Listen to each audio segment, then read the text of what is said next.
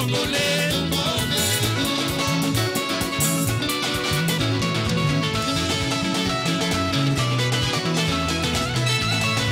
Oh yes.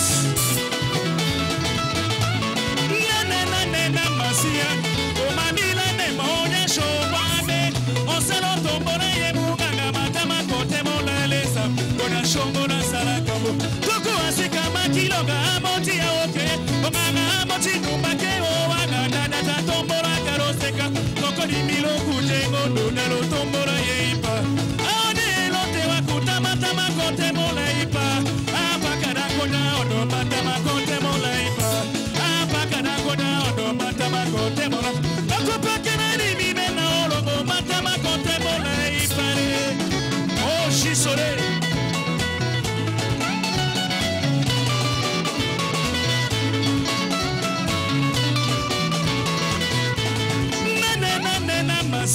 Lo shilo mochilo sonya shobane Manuele tachoro kendo na mikando bukanga so Papa kamichoto manaweka oto me maloko Umadojo kasana Ena papa mosa bible Kuni mosa bishanga so Ena weka bijande maye Weka nota niba kuni kusame ilonoko Kuni monte mulere sambo Soki wabo ikobine na Yesu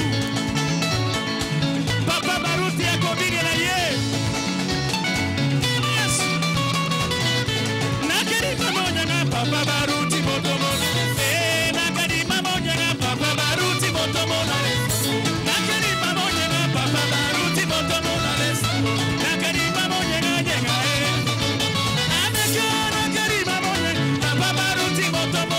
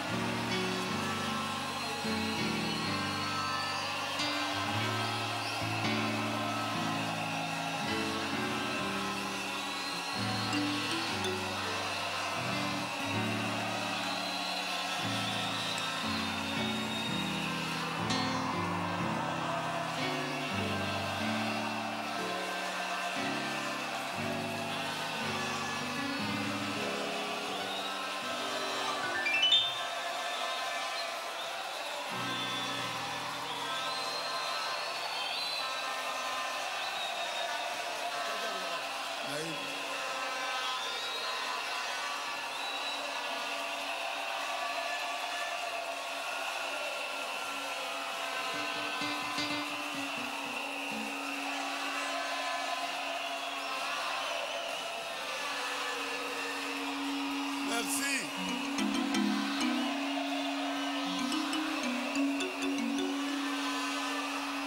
Merci beaucoup.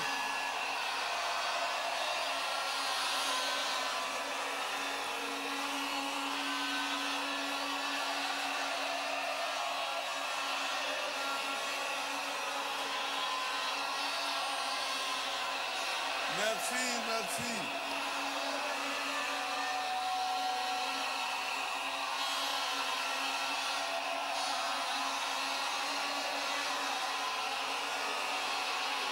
Merci.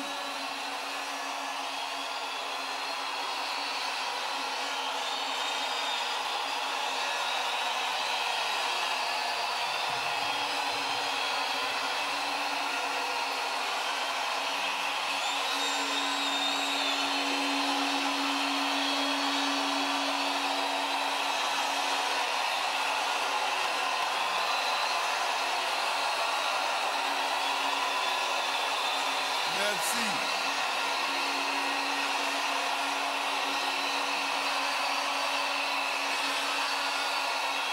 Ça va, ça va. Ekoki, ekoki.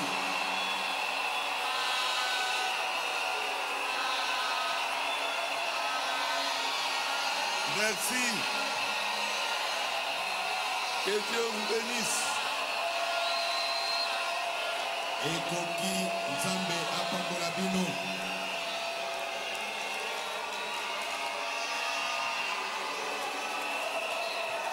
Je vous comprends, c'est la fête.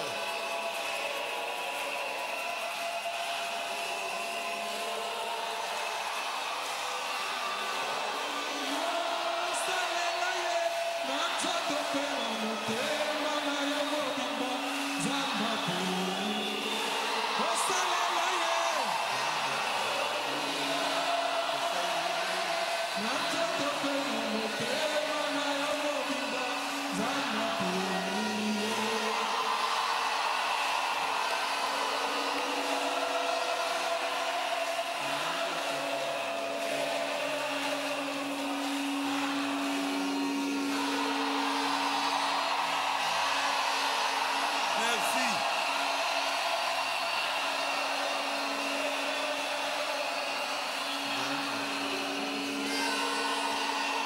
Merci, merci beaucoup.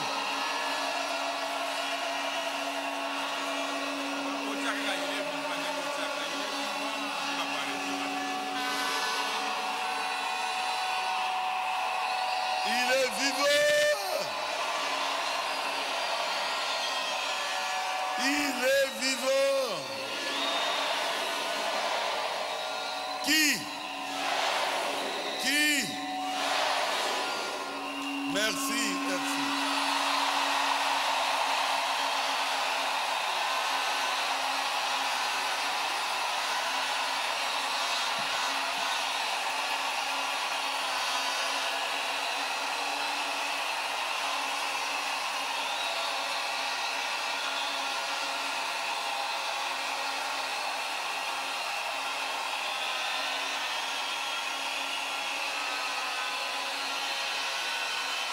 Merci.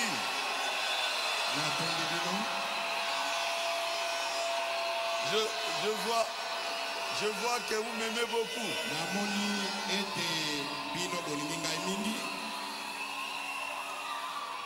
Et vous vous réjouissez de ma venue, de mon retour. Moi aussi, je vous aime beaucoup.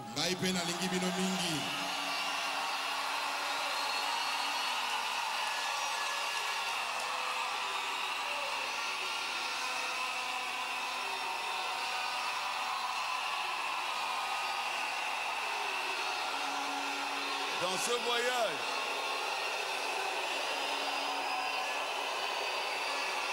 merci, merci. Dans ce voyage,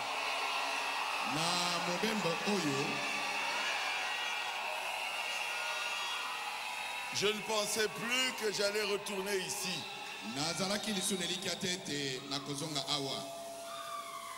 J'avais attrapé une très mauvaise grippe. Tellement il faisait froid là-bas. koleka mali lezalaki makasi kuna. Mais je disais à Dieu, kasi nazai koyebisa Nzambe, je veux voir mon église. ete ngai nalingi komona eklesia na ngai. Je ne mourrai pas. Nalobi na ye na kokufa te.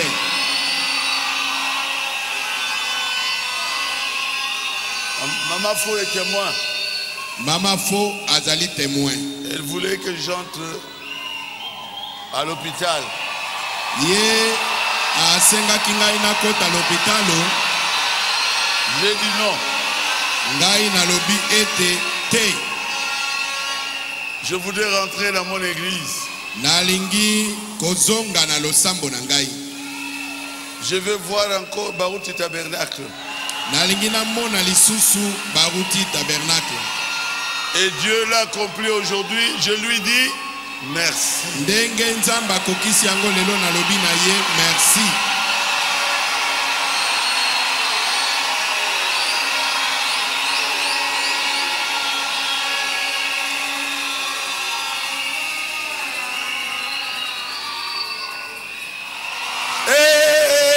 Satan assemblé.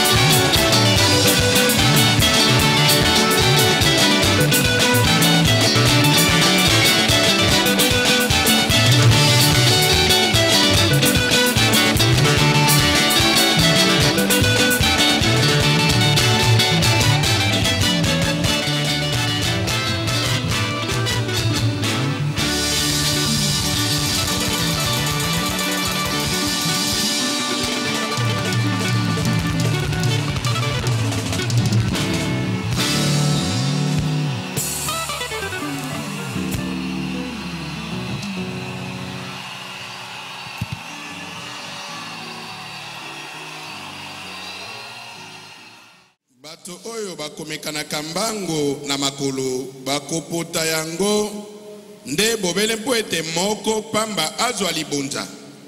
Courez de manière à le remporter. Bopota mbango na lolenge ete bozwa yango. Tous ceux qui combattent s'imposent toute espèce d'abstinence. Et ils le font pour obtenir une couronne corruptible. Moto na moto oyo akomekana na masano akomi boya na makambo nyonso bango bakosala kabongo mpona kozwa motole mokobeba. Mais nous faisons-le pour une couronne incorruptible. nde biso tosala yango mpona motole oyo ekobeba te. Moi donc je cours, non pas comme à l'aventure, je frappe, non pas comme battant l'air. Naboye ngai nazali kopota mbango lokola kosa maseki te. Nazali kobunana na bibotu nde bobele kobeta mopepete. Mais je traite durement mon corps. Je le tiens assujetti de peur d'être moi-même désapprouvé après avoir prêché aux autres. Kasi nazali kobeta nzoto na ngai mpe nakokomisa yango lokola muumbu ete najala moboyami te awa esili ngai kosakwela bato mosusu sango malamu. Dieu notre Père Céleste, Nzambe tata na biso na likolo, je veux prêcher sur courir sans un message.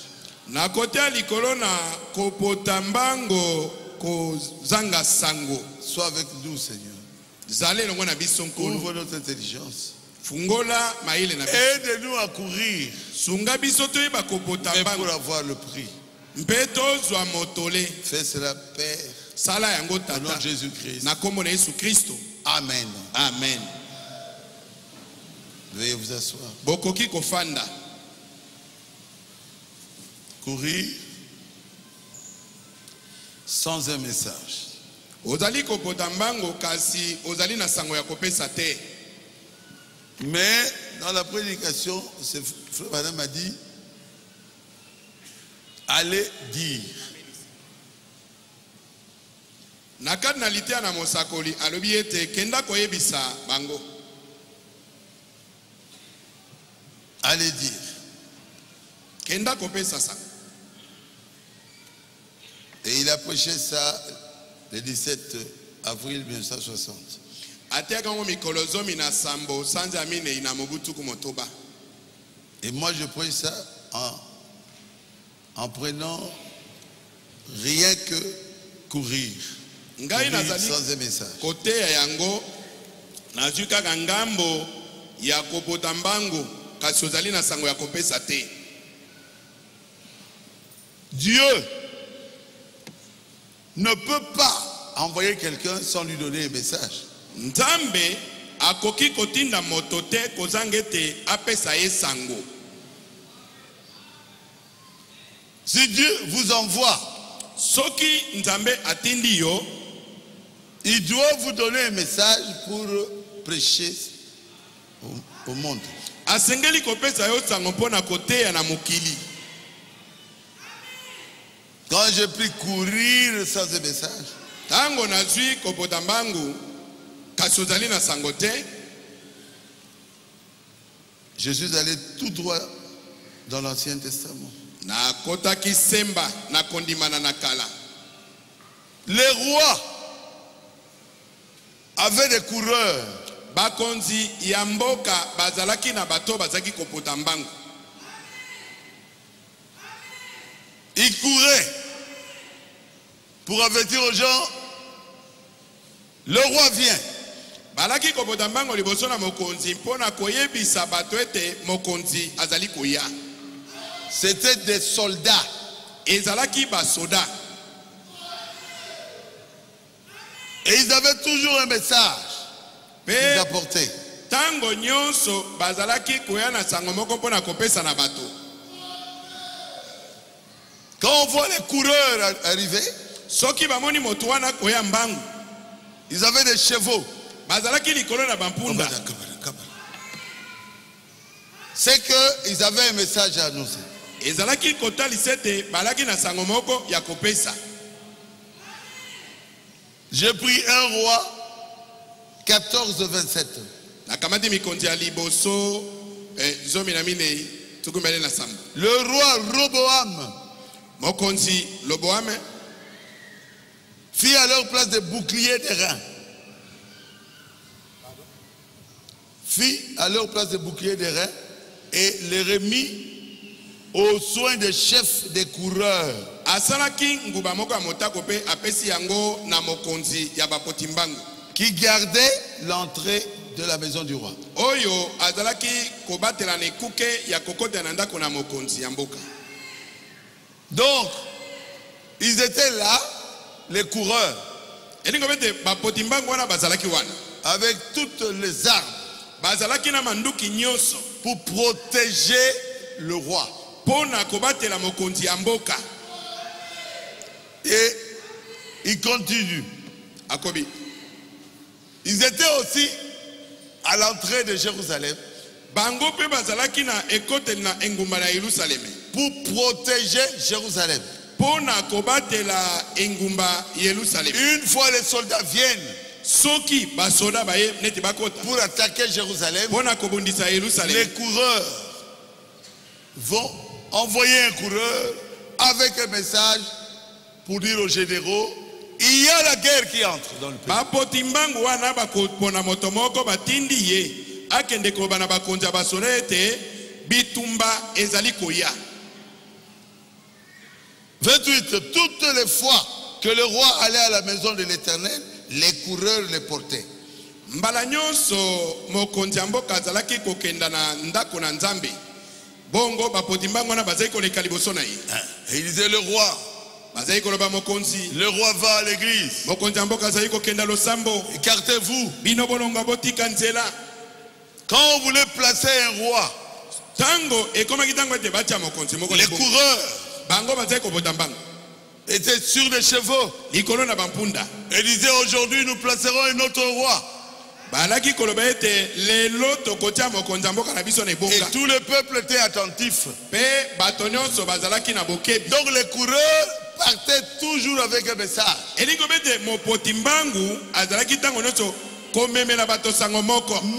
en Égypte, il y avait des coureurs.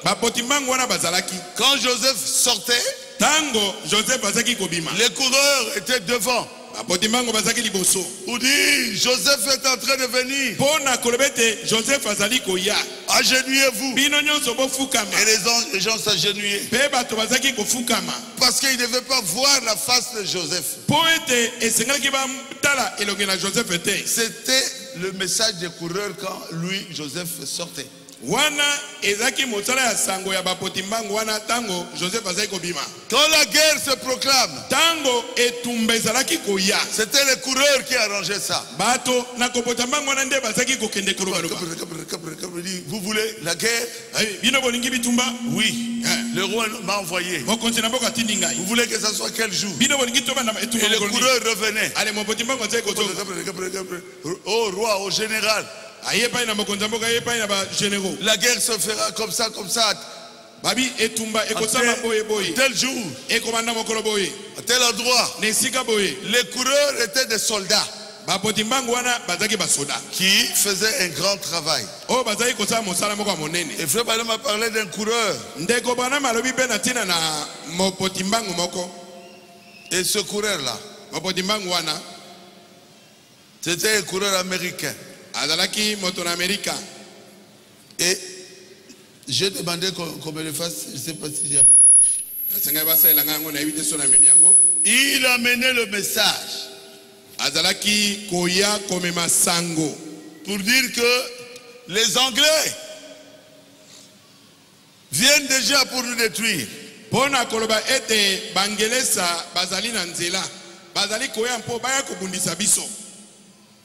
Et comme ça, les Américains savaient que les Anglais ont quitté tel endroit.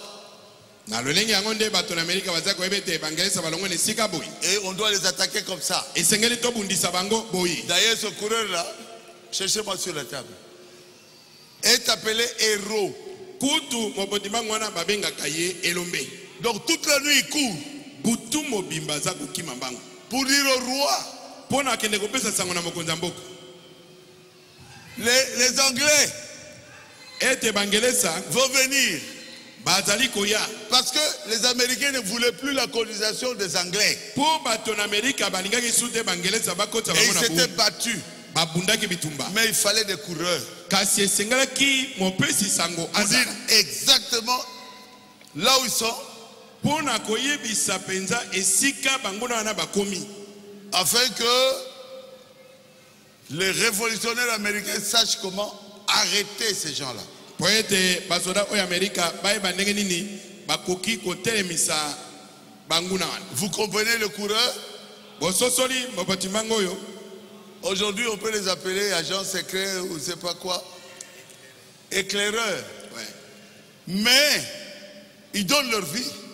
Mais patoana bakabakabo muina bango. Quand on sait que celui-ci, c'était un agent secret, mais c'est fini pour toi. Soki ba ebiete motoyo ayawa lokola espion mais bebelio. Parce qu'à cette époque-là, les Anglais possédaient l'Amérique. Et cet éclaireur-là est allé au milieu de ces gens-là. Chaque fois, il venait avec le message. Il dit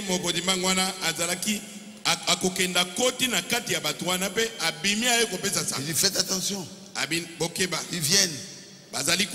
Ils viennent de ce côté ici. Et étant avertis, les Américains révolutionnaires les attrapaient sans qu'ils sachent. Pourquoi? À cause des éclaireurs, des coureurs.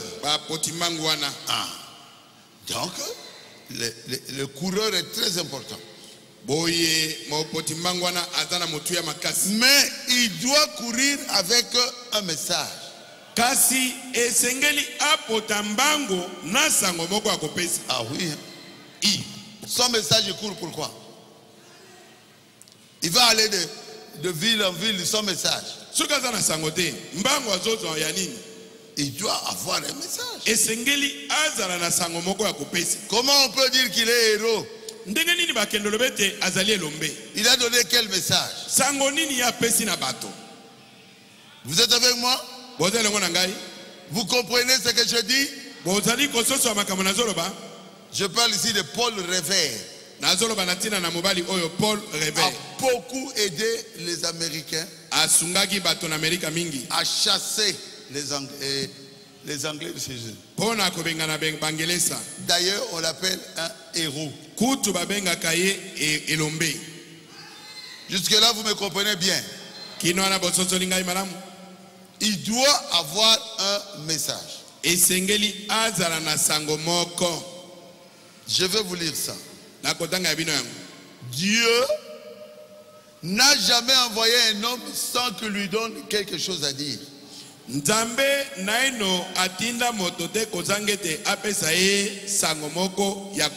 Allez dire paragraphe 54. Et il doit confirmer ce message-là. Si Dieu envoie un coureur, Dieu confirme son message. Amen. Amen. Il doit toujours confirmer ses paroles. C'est ça. Ici, on a mis même la photo de ce monsieur. Paul Revere.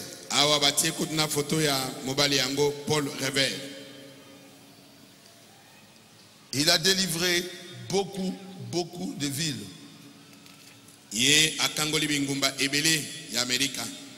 On dit dans la nuit du 18 à 19 avril 1775.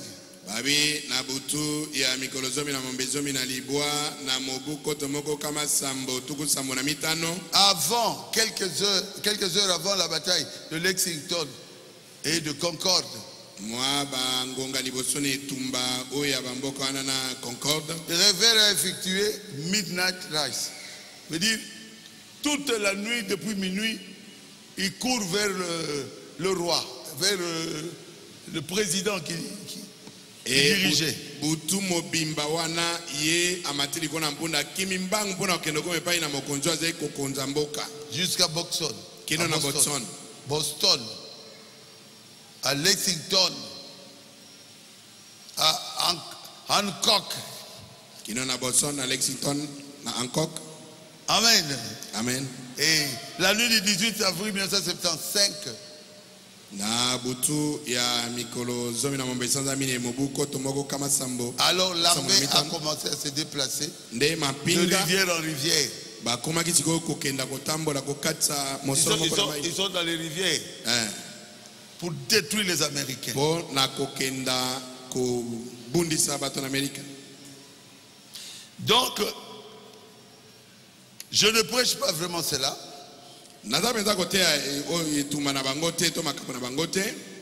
Mais ça existe maintenant dans tous les pays. Mais le coureur doit avoir un message pour délivrer le pays. Il ne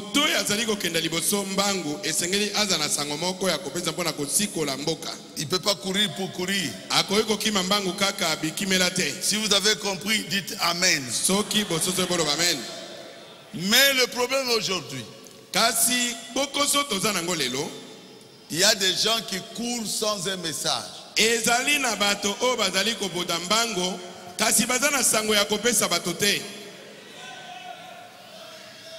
Amen. Amen.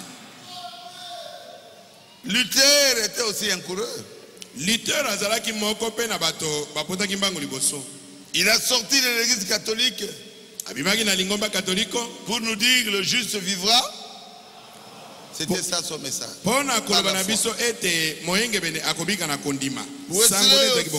Wesley était un coureur.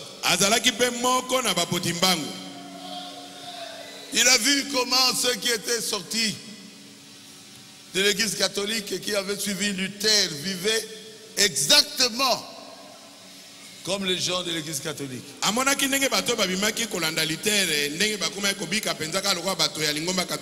dit non. Nous devons laisser le péché. Et quel est son message? Personne ne verra le Seigneur sans la sanctification. Donc la sanctification sans laquelle personne ne verra le Seigneur. Vous êtes sortis de l'église catholique. Vous êtes maintenant des protestants. Mais alors, changer de vie. C'était ça son message. Il y avait encore un autre coureur. William Marion Branham. C'était un coureur. Il avait un message. Et nous avons pris ce message-là. Quel est le message de Frère Branham? Préparez-vous. Jésus revient. Son message n'était pas allé commencer les fausses doctrines. Non. Mais préparez-vous. Cherchez de l'huile. Cherchez le baptême du Saint-Esprit. Jésus revient. Et il dit à tous ceux qui étaient sortis, nous sommes sortis des dénominations. Qu'est-ce que William Branham nous dit? Il nous dit de nous aimer. Parce que nous sommes dans l'âge de la Odyssée. Nous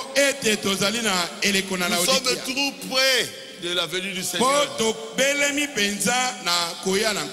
Si nous n'avons pas l'amour, nous n'entrerons pas au ciel. Seul l'amour entrera au ciel.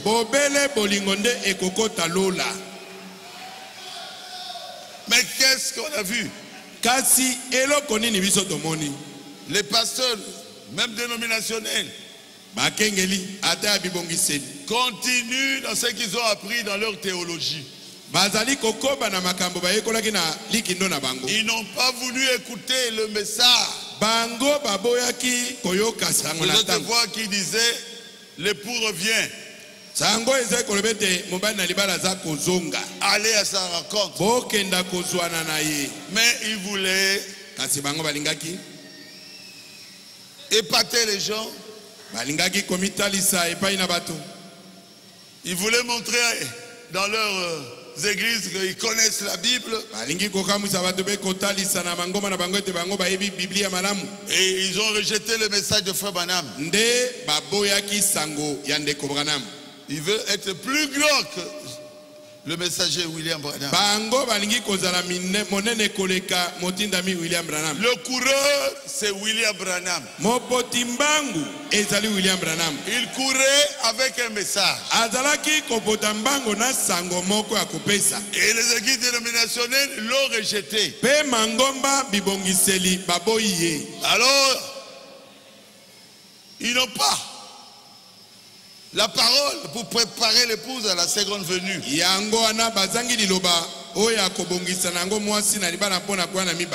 Si vous avez compris, dites Amen. Ah. Maintenant, de notre côté qui croyons au message,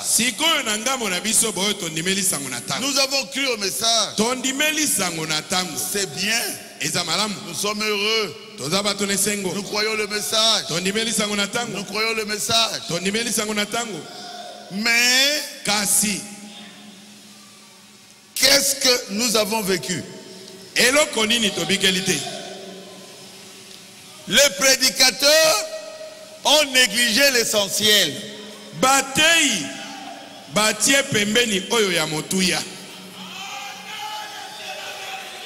L'essentiel du message de Frère Branham, c'est préparer les gens à l'enlèvement.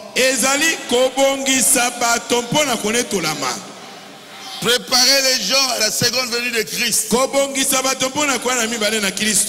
Et l'âge de la fin est appelé l'âge de l'affection, l'amour entre les frères.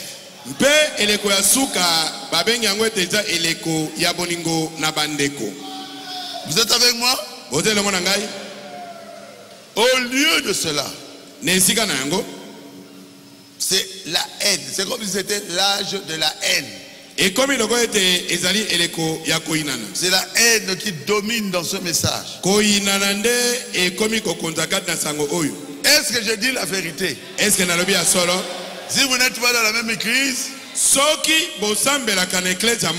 vous haïssez l'autre église. Vous haïssez les frères et les sœurs de l'autre église. Vous courez sans un message. Qu'est-ce qui a prévalu? Pour nous qui croyons au message de Frère Branham, les divisions, les fausses doctrines. Est-ce que c'est vrai? Ceux qui sortent dans la division et ils sont dans un autre endroit, développent la haine.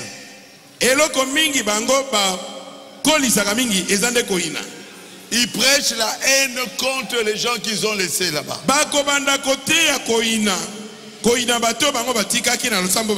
Ça, c'est abandonner les gens dans les mains du diable. Parce que celui qui a la haine ne sera pas enlevé. Aimez même vos ennemis.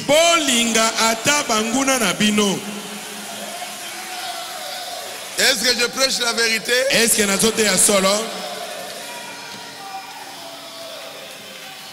Vous levez la main pour saluer quelqu'un. Parce qu'il n'est plus dans votre église. Il ne vous salue pas. Je remercie Dieu pour Baruti Tabernacle.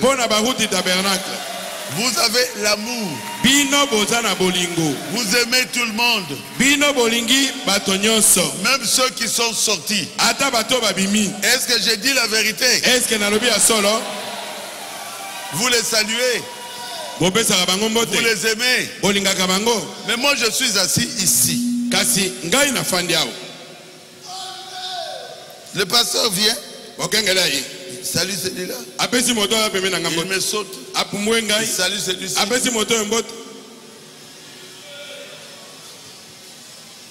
Si vous saluez seulement ceux qui vous aiment,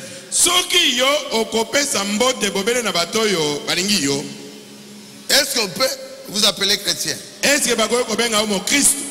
Saluez tout le monde. Faites du bien même à vos ennemis.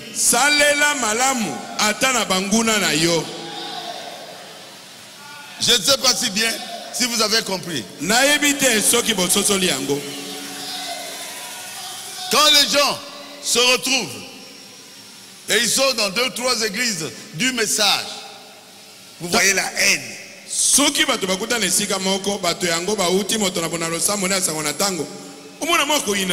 Ça vient d'où? Ça vient des pasteurs. Leurs pasteurs n'ont pas l'amour. Comment eux ils vont avoir l'amour? Mais pour entrer au ciel, il faut l'amour.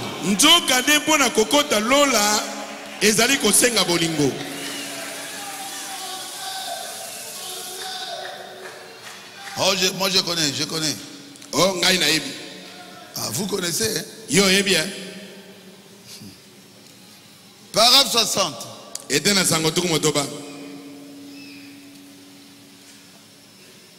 Si je n'arrive au point, j'en arrive au point où je ne peux même pas mettre mon bras autour de mon frère qui travaille pour le royaume de Dieu.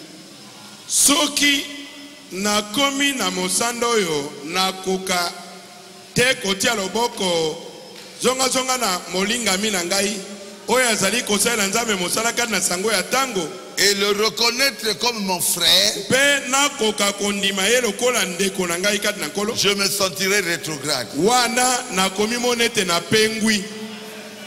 Un serviteur de Dieu mosali na nzambe qui prêche le message du temps de la fin. Azali kote sango na tango na suka oyo. Toi tu es fidèle dans une autre église qui est sortie. Yo zali mondimi kana losamo moko oyo bimi. Et vous êtes incapable de le saluer. Ozangi makoki akopesa emboti. Et reconnaître qu'il est votre frère. Pe kondimete azande kona yo. Le Balaam dit, vous êtes un rétrograde. Ndeko brana mabiete ozali moto ya pengwi. Il dit amen. Amen. Certainement. Abi tembezate. Alors j'aurais peur de me tenir sur la plateforme pour affronter les mauvais esprits. Tout en sachant que j'ai de la haine envers un frère. Peu importe qui il est, qui essaye de prêcher l'évangile de Jésus-Christ, ou de mener une vie chrétienne. Même si nous n'avons pas la même vue dans notre théologie, même s'il y a divergence à des milliers de mailles, s'il aime le Seigneur Jésus, il est mon frère, elle est ma soeur, c'est que nous avons tracé ses limites.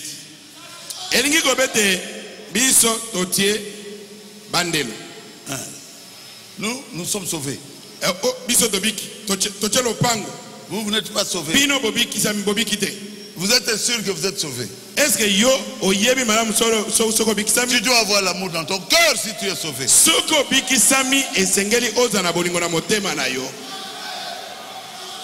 vous ne pouvez pas aimer votre frère que vous voyez,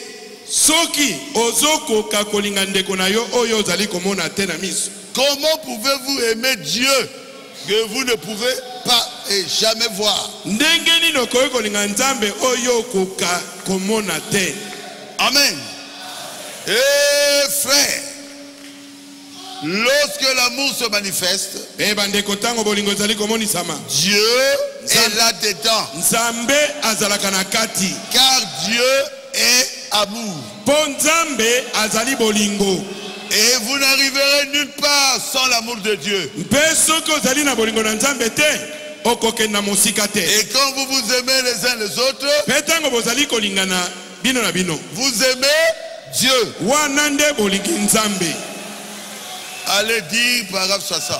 Naliteya kenda kopesa sango, ete na sango tuku motoba. Montrez-moi là où il dit que nous devons avoir la haine, frère, pasteur du message. Botali sanga esika Nzambe alobi ete toyinana. Vous comprenez très bien? Wali kososo ya malamu, Pour moi, pona ngai, ces gens-là bato wana n'ont pas de message. bazangi sango ya kopesa. Et c'est frère madame qui l'a dit au paragraphe 66. Mais le problème est que nous courons, nous allons sans un message. Mais nous avons seulement des interprétations de notre message.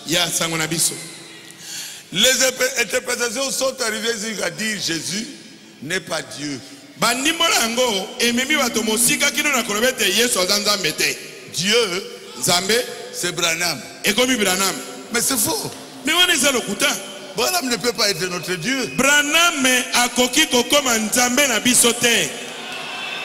Dites à haute voix, Branham n'est pas notre Dieu. C'est Jésus qui est notre Dieu.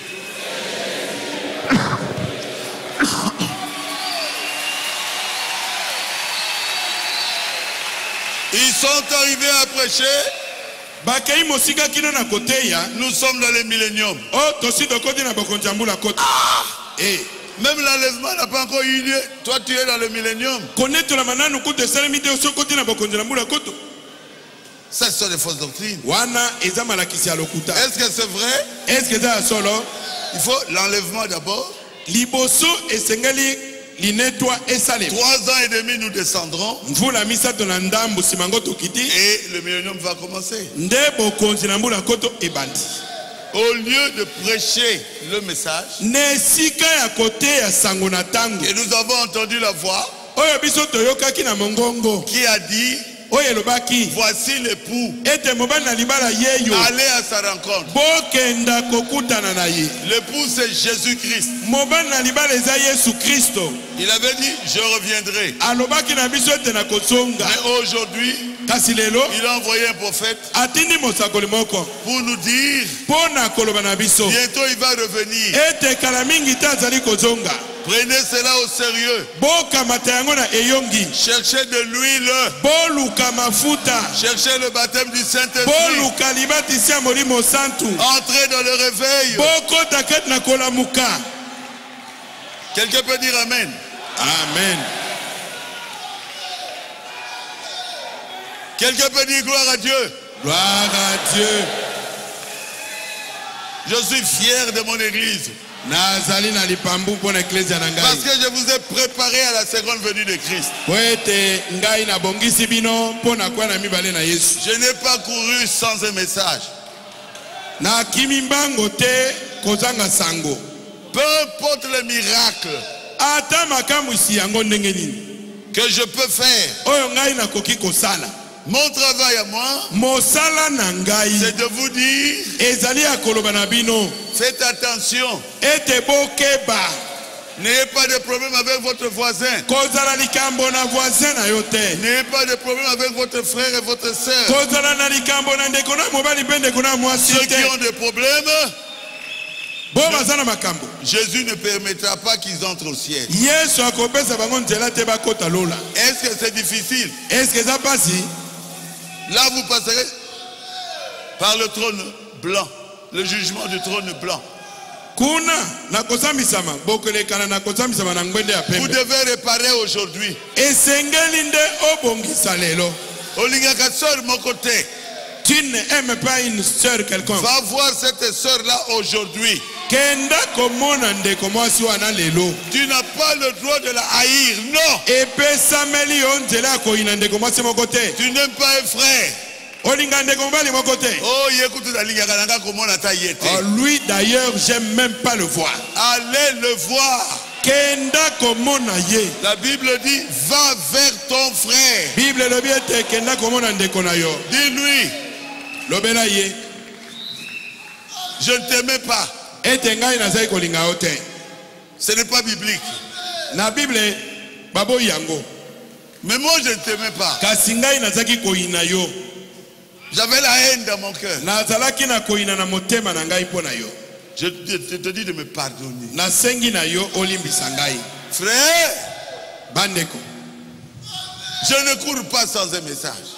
Ngai nazoki mambango te kozanga sango. Mon message, c'est l'amour. Sango na ngai ezali ya bolingo. Nous sommes à l'âge de l'amour fraternel. Tokomi na eleko ya bolingo na bandeko. Laodicée, c'est l'âge de l'amour fraternel. Laodikia ezali eleko na bolingo na bandeko. Ceux du message de la fin ont fait cela l'âge de la haine fraternelle. Bato ya sango na tango na suka bakomisi yango eleko ya koina bandeko. Aimez même ceux qui sont sortis. Bino bolinga ta bato babima. Ils vous demandent quelque chose. Soki asengi yo eloko. Mettez la main dans la poche. Kotisa loboko no na pokoti. Pesa ye. Amen. Amen. Il vous salue. Apesi yo mbote. Saluez-le. Pesa ye mbote. Embrassez-le même. Yamba ye kutu. Qu'il soit catholique, protestant, Ezala mo catholique o mission. pentecôtiste. Ezala za pentecôtiste. Ce n'est pas votre affaire.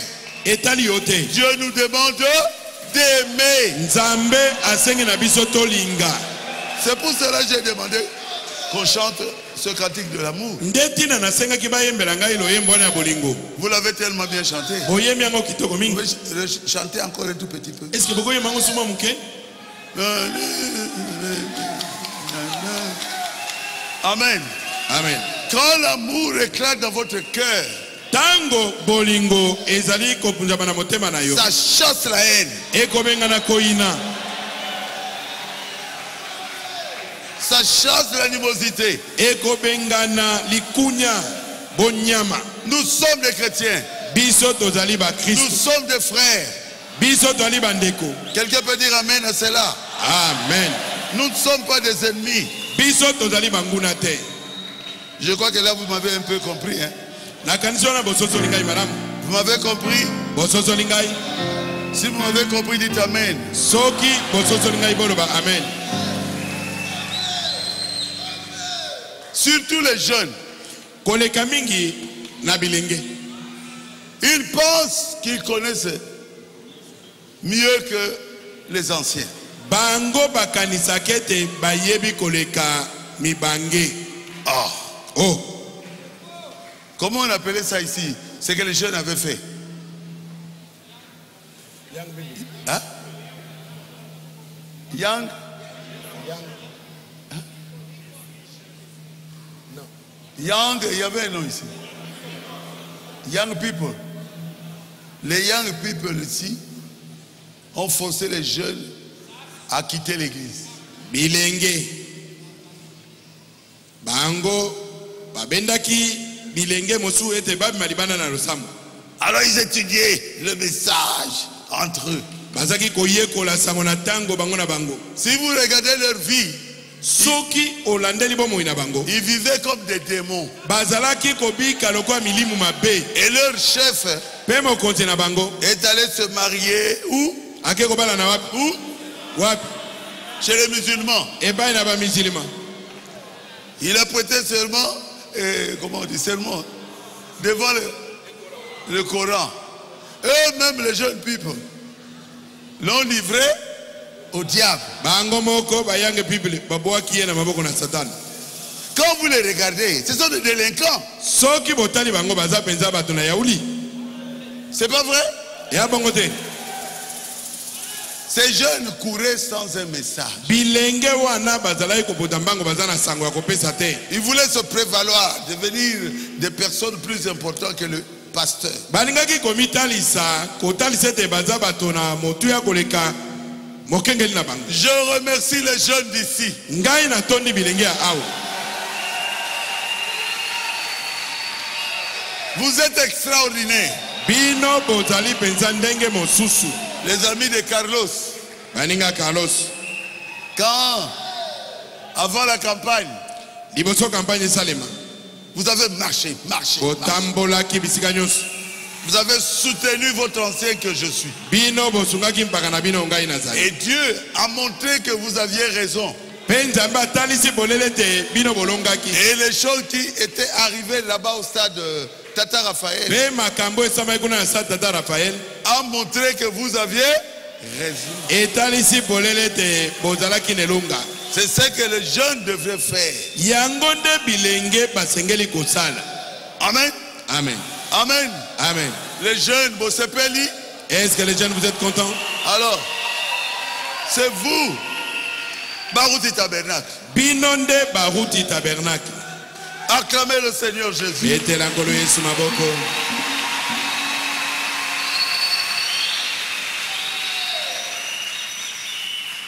Frère Branham parle d'un jeune ici. Ndeko bana mazoba natina elenge moko. Paragraphe 45. Etena sangodumi ne inamitan. Allez dire. Un petit garçon qui était très rapide à la course, Elenge mobali moko azaki penza ko botambango makasi pe koleka baninga mosusu. qui savait bel et bien qu'il pouvait courir plus vite que tous les autres garçons Ayebaki malamu te dans la ye. compétition. Azalaki na mbango koleka batu nyonso bazaki ko potana bango mbango. Il s'entraînait jour après jour. Ye azalaki kosa ba entraînement mikolo na mikolo. Il dilatait ses petits poumons. Azalaki penza ko fungola ba poumon na ye. Il gardait son corps dans une bonne condition physique. Alaki ko batela nzoto na ye na lolenge malamu Il penza. s'entraînait. Azaki kosa ba entraînement. Il attendait le départ. Alaki kozela mokolo oyo ba kopesa départ. Et le matin, Pe na ntongo na yango. paragraphe 46, Edena sangotuku mine na motoba. la course a commencé. Bopotimbangu ebandi. Il a couru, mais il était arrivé le premier. Apotimbangu. Akeiko koma moto liboso bisiko se fallait ba kom. Il est arrivé à la porte du ciel. Akomi ne kuke akota lola. Maintenant, il fallait que le ciel s'ouvre. Esenga isiko yo lola efunga mati. Mais il a oublié le mot de passe. Kasi abosani mot de passe. Il dit porte, Akomo loba, ay ekuke, ouvre-toi. fungoma. Rien. Ekuke to fungama de. Moi j'ai prêché Ngai na teya que tout Dieu entré à Branham. ete nzambe mo mbaze ko kota na kati na Branham. La porte est restée. Ekuke tikalika ya kukangama. Moi j'ai prêché Ngai na teya ki que l'enlèvement a déjà eu lieu. ke connaître le message salemaki. La porte est restée fermée. Ekuke tikalika ko fungama. J'ai prêché Ngai na teya ki que nous pouvons nous marier avec plusieurs femmes comme nous voulons. ete tokoyo ko bala basi ebele moto nyonso nenga lingi. Il a oublié le mot de passe. Abosani mot de passe. On lui a dit le mot de passe. Balobi na ye pesa biso mot de passe. William Branham, Abi William Branham c'est lui notre Dieu. yende nzambo ya solo. La porte est fermée. Ekuke tikalika ko kangama. Et le vieux venait. Me mubange Fatigué. moko azoya sima na ye ya kolemba. Et le vieux arrive. Mubange wana ye kokoma. La porte du ciel, Abi ekuke alola ouvre-toi. fungwama. Il dit mot de passe. Balobi na ye pesa mot de passe. Amour. Abi bolingo. C'est simple. Ezali nango pete. Vous devez aimer votre mari. Esengeli olinga Vous mbali. devez aimer votre femme. Esengeli olinga mwasi. Vous devez aimer votre prochain. Esengeli olinga mozala Vous na yo. devez aimer votre ennemi. Esengeli olinga munguna na yo. Donc le mot de passe pour entrer au ciel, c'est l'amour. Elingo bete mot de passe mona okota lola ezali bolingo. Et la porte gougou. Ekuke efungwami. Le jeune a couru. Elenge ba yemba ngubakota. Il vient. Abivie. Souffler un mot de passe. Yabisanga ili lobolobi wana. La porte s'est fermée. Ekuke kangami sima. Et il était resté. Elenga tikali. Il n'est pas entré au ciel. Akota kina lola. Frère Branham m'a dit, Ndeko bana malobi. j'étais au paradis. Ngai na komaki na paradiso. Là, J'ai appris kuna na yekoli pour aller là-bas ete mpona kokoma kuna au paradis, na paradiso pour aller au ciel, mpona kokoma na lola il faut avoir l'amour divin. esengeli kozala na bolingo ya nzambe. Est-ce que c'est vrai? Est-ce que eza solo? L'essentiel oya motuya qu'ils avaient négligé, oyo bango batiolaki c'est que l'amour doit être parmi vous dans l'église. ezali ete bolingo esengeli kozala kati na bino na eklesia. Oh, je n'aime pas cette sœur-là. Que ça n'existe plus, pardon. Oh, nalinga ndeko mwasi wana te. C'est votre sœur. Mais azali ndeko na yo. Si une sœur aussi te dit que moi je t'aime pas, soki ndeko moko ye atemi abi alingaka yo te, ma sœur, tu seras contente. ndeko mwasi okosepela. Aimez tout le monde. Linga bato nyonso. Aimez vos enfants. Bolinga bana na bino. Aimez votre famille. Linga libota na bino. Vous avez dans la famille des personnes qui sont malheureuses. Bozali kat na libota na bato baza bato na pasi. Aidez-les. Bosunga bango. Faites du bien. Bosala bango mala. Dans votre famille. Na libota na bino. Il faut avoir un cœur comme Jésus. Esengeli okoma na motema lokwa ya Yesu. Amen. Amen. Qui a pu aimer tout le monde, même Marie de Magdala. Yesu alingaki bato nyonso ata Maria oya Magdala. Est-ce que j'ai encore quelque chose à dire? Je ne sais pas. Est-ce que naza suna likamusu akobakisa? Na yebite. Vous avez compris? Bososoli yango Qu'il n'y ait pas d'adversité koyinana ezalate entre les églises du message. kati na masambo oya sango na tango. Nous devions prêcher un message d'amour. Esengeli tote ya sango moko ya bolingo. Ça doit commencer par nous les prédicateurs. Esengeli ebanda na biso batei. Nous devons aimer. Esengeli tolinga. Je veux aimer, aimer. Je veux aimer. Apprends-moi à aimer. Alors cet amour va se transmettre dans l'église. Nde simanango bolingo ngo ekokota kati na eklesia. Pas un message de haine. Kote ya sango ya bato koyinana te. Sinon ça va aussi se transmettre dans votre église. Likama ezali ete eya pe kolata losambo na yo mobimba. Nous devons aimer. Esengeli tolinga. C'est pour cela que j'ai prêché cette prédication. Ndeti na ngai na tei liteya oyo. Amen. Nous sommes dans la course. Biso tozalika na bobota Faisons nimba. un effort Tosala makasi. pour aimer même celui qui ne t'aime pas. Po na kolinga ata moto ya lingaka yo te. Amen. Amen. Et de ne pas avoir de problème entre vous. Pe bozalana na makambo te. Car bientôt le Seigneur viendra. Po ete kala mingi te kolo azali kozonga. La troisième guerre mondiale est presque arrivée. Etumba monene na mokili moma misato eza na nzela. Los Angeles est presque tombé. Los Angeles belemi na kozinda na mai. Est-ce que tu entreras au ciel si Dieu vient aujourd'hui? Est-ce que soki nzambe azongi lelo yo kokota lola? De deux personnes, Nabato mibali. une sera prise Moko et akokamata. l'autre restera. Mosusu akotikala. Qui restera? Nani oyo akotikala? Toi ou ta femme? Yo to mwasi na yo. Toi ou ton ami? Yo to moninga na yo. Placez l'amour dans le cœur. Tia bolingo na mitema. Dieu n'acceptera pas de discussions au ciel. Nzambe akosepela te na koina tokobenda na lola. Est-ce que mon message est clair? Est-ce que sango nanga eza polele? Si c'est clair, dites Amen. Soki eza polele loba amen. Dis-leur, nous sommes des frères. Loba na bango ete toza bandeko. Ne regardez même pas l'âge. Salut-moi. Kota la tane le côté. Dis-moi, frère Barouti. Ndeko baruti. Moi, je dis, frère Guy. Mais c'est mon fils. Mais azamo anangai ya Quand vous moko. regardez l'âge, Soki botali mbula na ye. c'est mon fils. Azamo Et anangai. je l'appelle frère. Nakobenga ye ndeko. Je le respecte. Nakomemi ya ye. Il doit me respecter aussi. Esengeli yebe amemi ya ngai. Que le pasteur prépare l'église à l'enlèvement. Bakengeli babongisa eklesia mpona konetolama. Il y a des pasteurs qui courent pour l'argent.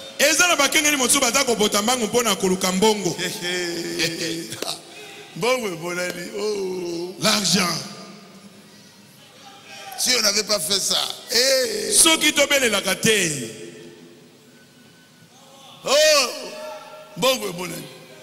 Mbongo.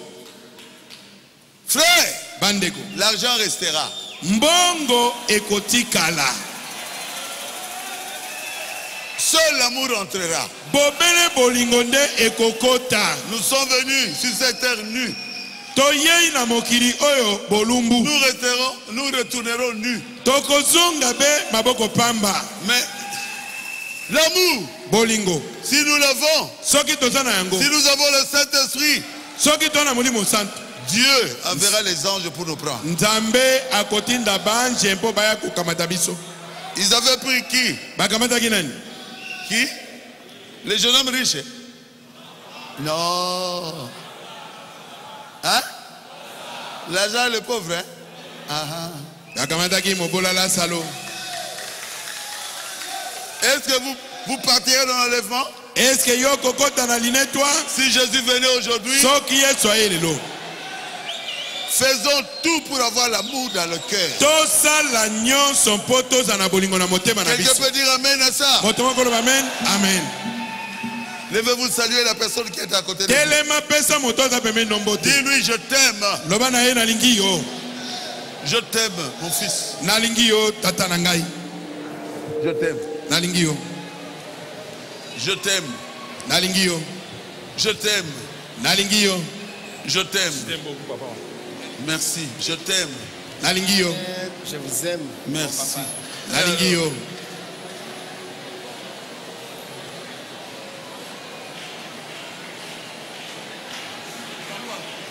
Je t'aime.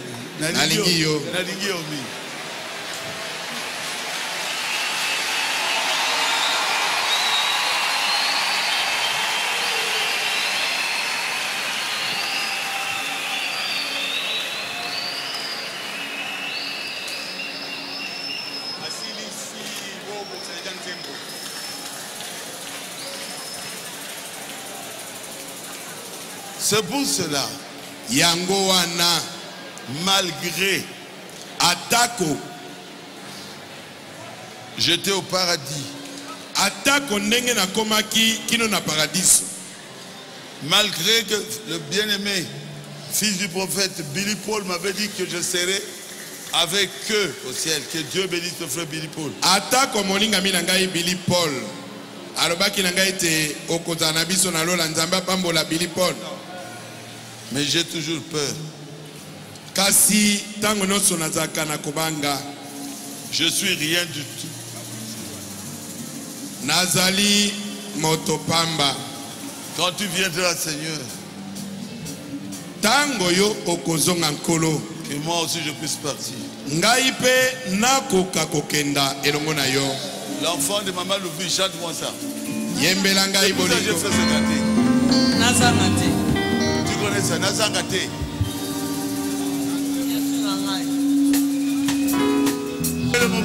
Modèle maman est bien. Au moni. La Charlotte.